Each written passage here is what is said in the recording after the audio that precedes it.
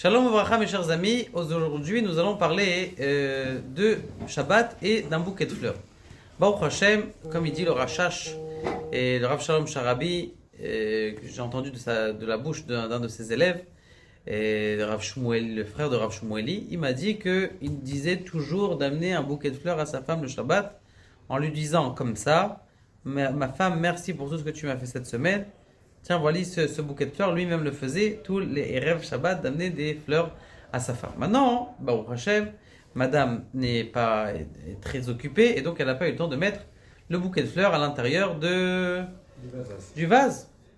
Ou tout simplement, vous arrivez vendredi soir chez quelqu'un, vous voulez lui donner un bouquet de fleurs.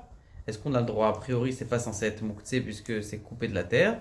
Est-ce qu'on a le droit ou elle a le droit de le mettre à l'intérieur de l'eau pour que ça pourrisse pas?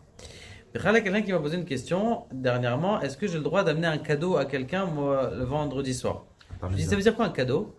Il m'a dit des chocolats. Je lui ai dit, si des chocolats, c'est permis. Pourquoi? Parce que comme tu manges avec lui, c'est pas un cadeau.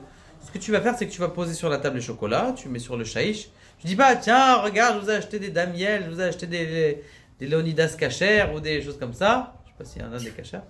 Et on pose sur la table. Ce qu'il faut faire, c'est donc tout simplement les poser sans dire quelque chose, pas de donner. Pourquoi est-ce qu'on n'a pas le droit de donner Shabbat? Parce que ça ressemble à mekar ou memkar, c'est-à-dire de faire du business pendant Shabbat. Je te donne, tu me prends. Après, l'autre il va dire, bon, tu me dois, je t'ai donné, mais bon, en vérité, je t'ai payé. Donc c'est pour ça qu'on n'a pas le droit de donner. Mais si on veut venir avec le Shabbat en Israël, parce qu'en France, de toute façon, on ne peut pas porter, mais on pose une bouteille de vin sur la table, on pose des chocolats sur la table, sans dire je te donne ou quelque chose, juste on pose, ça veut dire on profite de ça ensemble.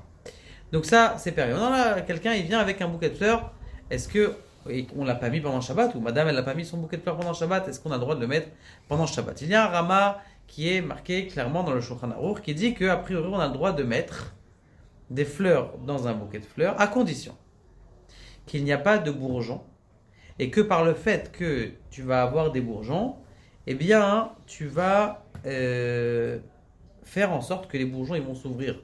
Donc c'est la melacha de Zri'a. Zri'a, on n'a pas le droit de semer dans la terre pendant le Shabbat pour que ça pousse.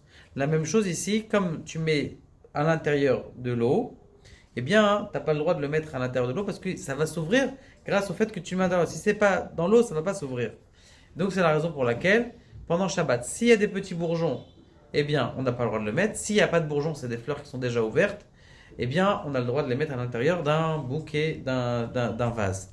Maintenant, il dit que les roses, spécialement, elles aussi, elles sont toujours un petit peu fermées comme ça, et après elles s'ouvrent. C'est bien d'être marmire, de ne pas mettre les roses à l'intérieur de l'eau, mais si, à Mekel, les Shlal Nismor, telle est la halakha qui est marquée donc dans le Chazon Ovadia de Shabbat, c'est Gimel, et qui amène donc cette conclusion-là d'une Masechet Souka. Je vous laisse les détails à regarder là-bas. Baruch Adonai, la Amen, Amen.